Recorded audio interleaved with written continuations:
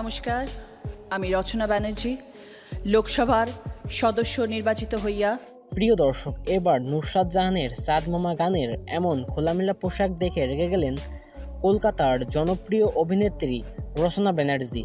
কিন্তু হঠাৎ করে কেন রচনা ব্যানার্জি নুসরাত জাহানের উপর এমনভাবে রেগে গেলেন?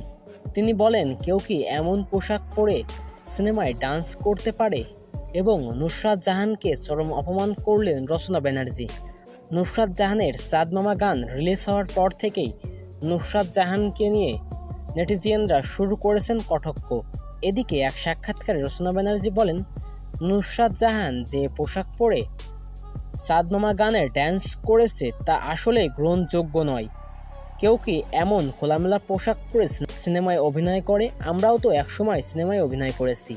আমরা তো এত খোলামেলা পোশাক পরে সিনেমায় অভিনয় করিনি। আমাদের নিয়ে তো এত সমালোচনা হয়নি। আজ কেন নুসরাত জাহানকে নিয়ে এত সমালোচনা হবে? তো বন্ধুরা, নুসরাত জাহানকে নিয়ে রচনা ব্যানার্জির কথাগুলো আপনার কাছে কেমন লাগলো তা অবশ্য কমেন্টস করে জানাবেন।